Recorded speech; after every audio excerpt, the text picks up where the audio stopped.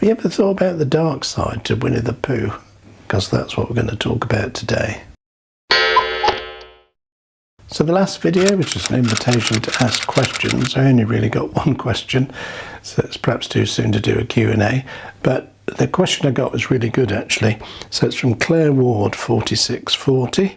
How do you cope when people you're close to are down on life and only see the negatives even when you're pointing out the positives all the time? Sorry if that's a bit deep. It's a great question. So in response, I want to do two things, and for both of them I'm going to use the characters out of Winnie the Pooh. The first is quite sort of a happy thought.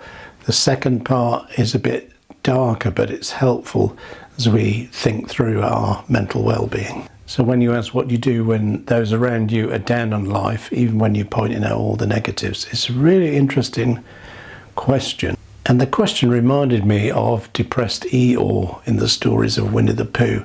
Always down, always depressed, always seeing the negative. And I have to confess, because of some of the disasters that have happened to me in my life, that voice, that Eeyore negative voice, is quite loud in my head, and I really have to manage it. But what I like in the story of Winnie the Pooh is all his friends just accept he's down and depressed. They don't try and change him. They're not expecting him to change. They just know he's depressed. I mean, the creature is clinically depressed. Something has happened and he has a very negative outlook on life. But what I really like is they still include him in everything. If there's a party, Eeyore's invited. If there's a trip, Eeyore's invited. They invite him into things and they don't expect him to cheer up or change. They just are his friends. They just keep friendship with him. And that's really powerful when you've got someone who's very down and depressed, and people who are traumatized. And I think back to some of the things that happened to me. One of the greatest helpful things was that people just stayed friends. And I think I've mentioned this in a previous video, but one of the most devastating things that ever happened to me was our little boy died. He was nearly 3 years old. And when I think back, understandably, some people avoided us for a bit because they didn't know what to say. Totally understandable. And before that happened to me, I wouldn't have known what to say.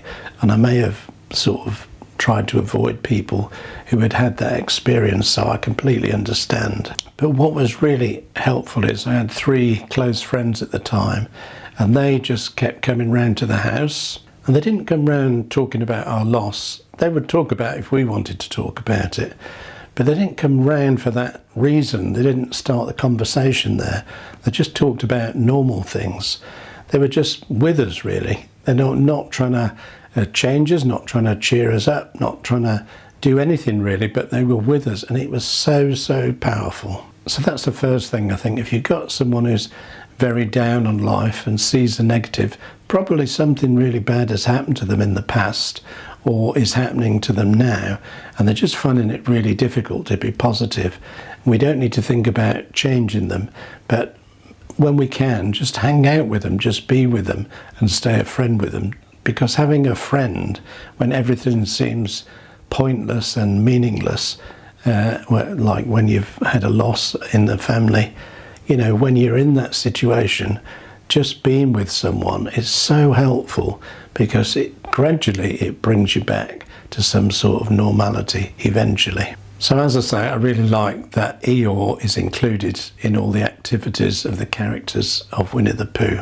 On the face of it, it's just a story about a bear who doesn't wear pants for some reason, and yet I think when he comes out of the shower he may wrap a towel around his lower half. I have no idea what's going on there. And the initial impression is that this story is a children's story, and that is true, but there's something much deeper and slightly darker going on here. Winnie the Pooh first appeared in a children's book that was first published in 1926, but most of us are more familiar with the Disney version of the story that came out in 1961. This bear that's obsessed with honey has endeared himself to children and adults alike for almost 100 years. And I think one of the things that endears Winnie the Pooh to us is lots of kind of wise sayings in the stories. You're braver than you believe, stronger than you seem, and smarter than you think, says the bear. However, in the 2017 film, Goodbye Christopher Robin, something a bit darker is implied as we look at the characters in a slightly different light as possible voices in the head of the author A.A. Milne. If you think about each character, there's something quite negative about them, although they're kind of presented as a sort of happy children's story. But I find it quite helpful to think about these characters, and these are the sorts of voices that we can hear in our head, voices that should be resisted. First of all, you've got Winnie the Pooh, who seems to represent addiction. He can't get enough honey. It doesn't matter how much he eats, he always wants more honey. So it kind of represents the voice of addiction, or the actions of addiction. And I know some of you don't like the word addiction when you think about yourself, so let's call it a bad habit. But whatever you want to call it, Winnie the Pooh does represent a bad habit or an addiction.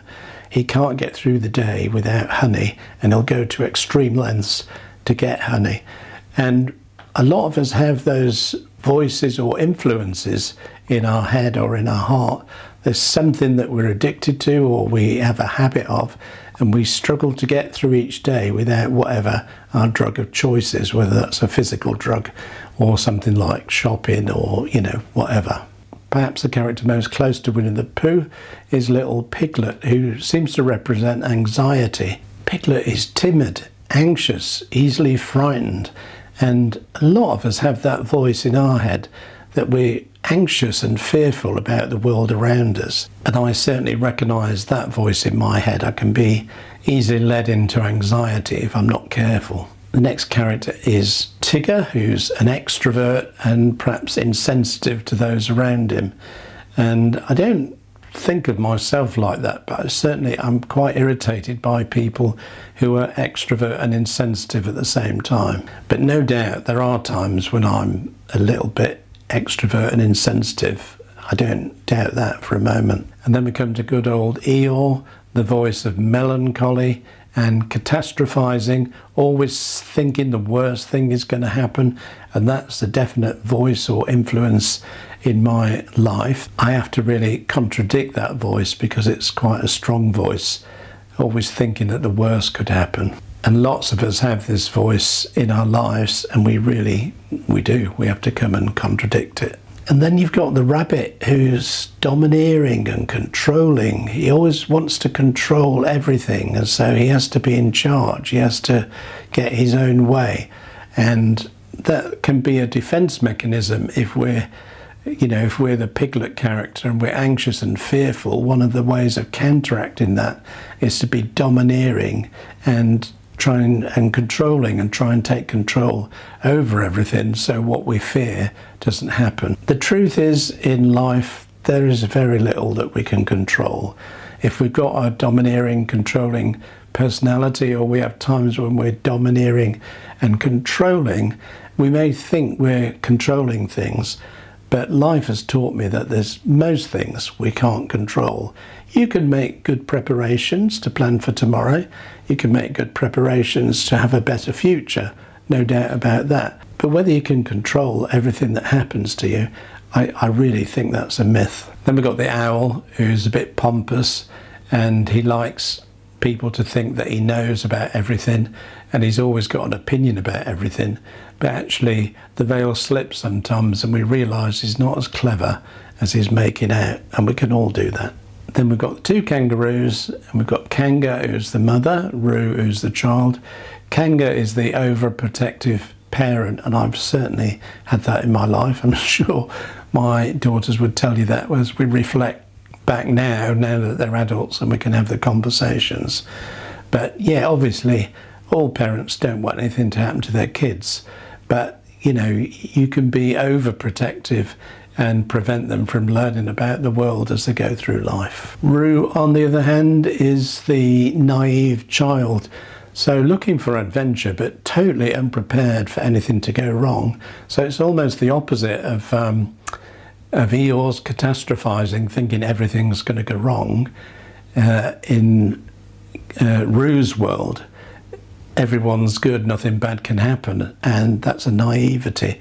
And somehow we need a balance of being kind of worldly wise, somewhere in the middle of the two, worldly wise, but not catastrophizing every time. And of course, in the 2017 film Goodbye Christopher Robin, the implication is that all these characters that A.A. Milne wrote about, who were the toys of Christopher Robin, they're actually parts of his PTSD. He'd been through the war, and the film suggests that maybe some of the voices he's hearing in his head have been written into the characters in the story of Christopher Robin and Winnie the Pooh.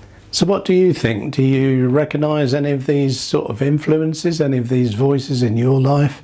Which is the one that's sort of big in you? Which ones don't apply to you?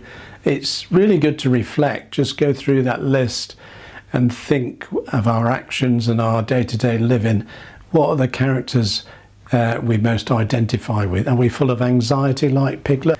Are we depressed and catastrophizing like Eeyore? Are we over-extroverted and insensitive like Tigger? Are we trying to control everything like the rabbit?